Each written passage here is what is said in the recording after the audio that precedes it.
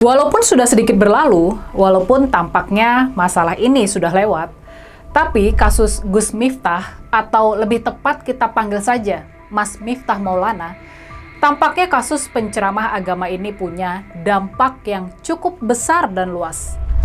Masalah ini bukan cuma berdampak sama diri dan masa depan dari Mas Miftah sendiri. Ini juga berdampak sama masa depan dari kabinet Pak Prabowo dan jajaran pembantu Pak Prabowo lainnya. Boleh kita catat, Mas Miftah adalah korban pertama di jajaran kabinet dan pembantu Presiden Prabowo. Baru 1 bulan bekerja, sudah ada satu pembantu dari Pak Prabowo yang terpaksa, atau mungkin lebih tepat kita bilang sebagai dipaksa. Jadi baru 1 bulan bekerja, sudah ada satu pembantu dari Pak Prabowo yang dipaksa mengundurkan diri. Sudah ada satu orang pembantu Pak Prabowo yang tumbang. Memang sejak semula kita memang sudah bisa meramalkan kalau kabinet gemoy Pak Prabowo dalam perjalanannya bakal menciut sendiri. Bakal ada menteri dan pejabat lainnya yang tumbang. Makanya nih, sepertinya kejatuhan Mas Miftah adalah sebuah permulaan. Dia jadi yang pertama dari berjatuhannya menteri dan pembantu Pak Prabowo yang lainnya. Makanya para menteri dan pembantu Pak Prabowo lainnya sekarang mesti jauh lebih berhati-hati kalau nggak mau nasibnya serupa dengan Mas Miftah. Mereka nggak boleh bikin blunder karena kerasnya persaingan di dalam pemerintahan itu sendiri. Jadi gimana kalau menurut kalian? Siapa ya kira-kira yang bakal menyusul nasib dari Mas Miftah ini?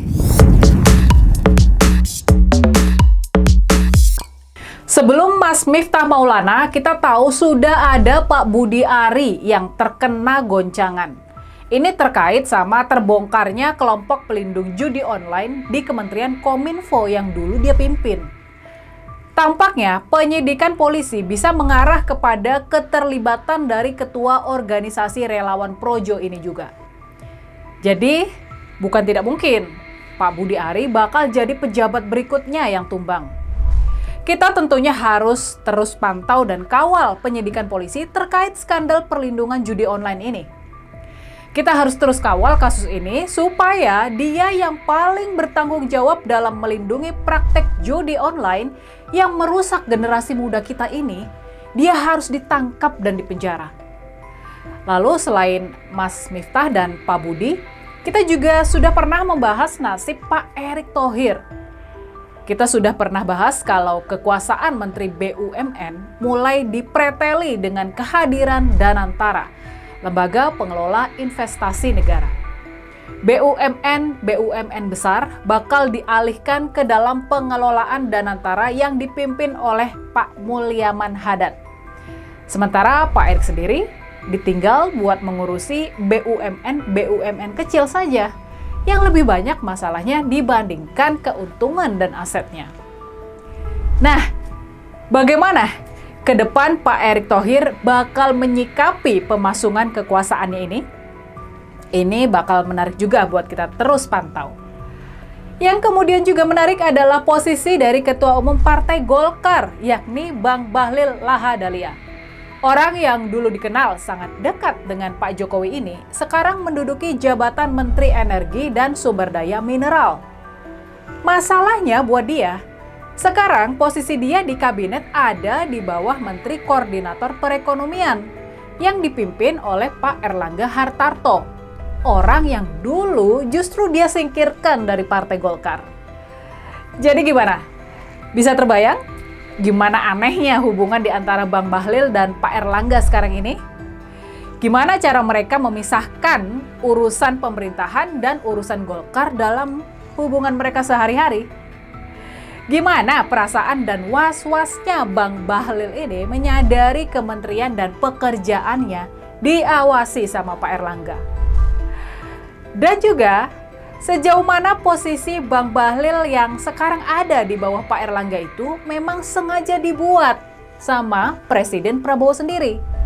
Apa maksud dan tujuan Pak Prabowo menempatkan Bang Bahlil di bawah koordinasi Pak Erlangga. Masalah serupa Bang Bahlil juga dialami sama Gus Ipul, Gus Saifullah Yusuf, Menteri Sosial kita. Kita tahu dia berseteru keras dengan Gus Muhaimin Iskandar, Ketua Umum PKB yang merupakan sepupunya sendiri. Dan celakanya buat Gus Ipul.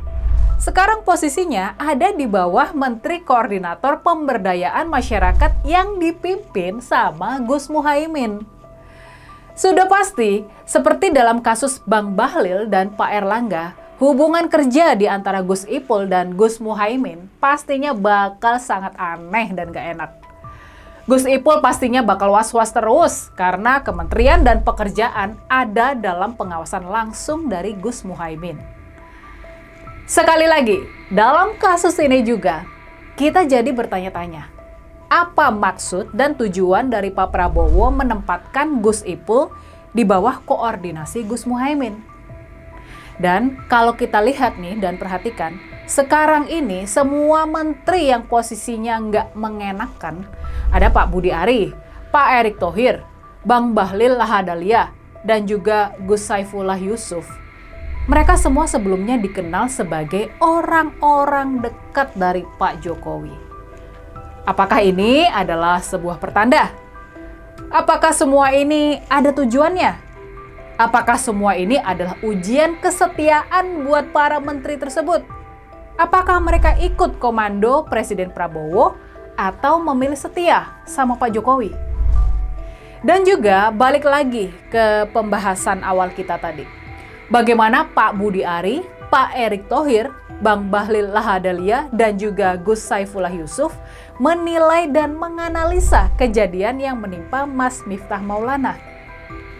Bagaimana mereka menilai dan menganalisa ketegasan dari Presiden Prabowo dalam kasus Mas Miftah ini?